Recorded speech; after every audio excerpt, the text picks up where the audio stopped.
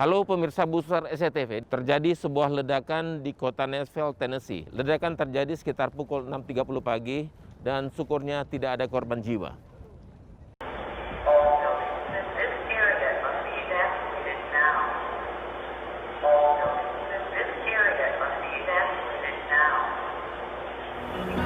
When you're alone and life is making you lonely, you can always go downtown.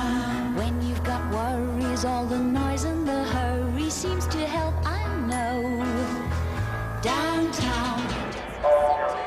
This area must be evacuated now.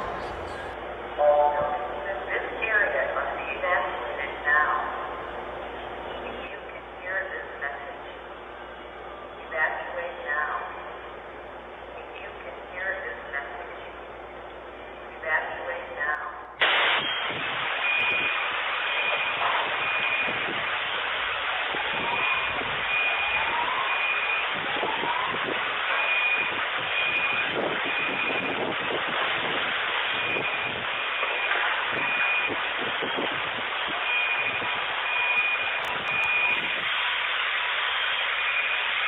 This morning, they received calls for shots fired. I had no idea what they were responding to.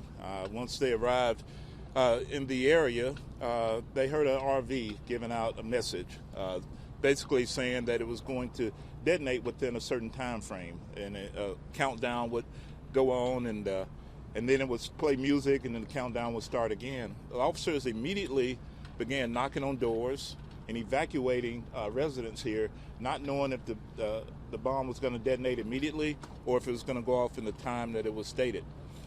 These officers didn't care about themselves. They didn't think about that. They cared about the citizens of Nashville. And they went in, and we'd be talking not about the debris that we have here, but also maybe potential people. So with that said, the officers saved lives today, and their heroism is to be noted.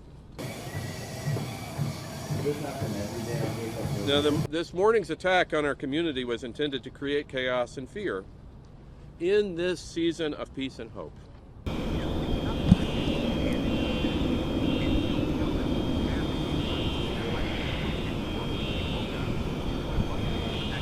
Now, 3 people have been hospitalized as a result of the explosion and are in a stable condition, and my prayers are with them and their loved ones.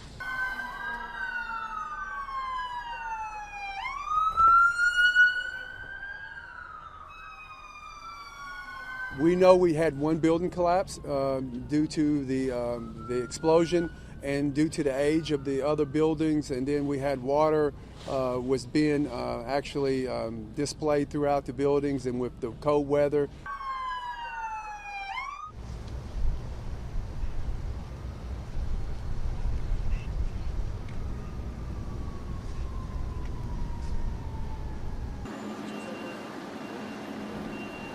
Based on the evidence that we've gathered to this point, we've come to the conclusion that an individual named Anthony Warner is the bomber, that he was present when the bomb went off, and that he perished in the bombing. We base this conclusion on forensic evidence, including DNA evidence that you'll hear about, as well as evidence that was gathered at the scene of the bombing.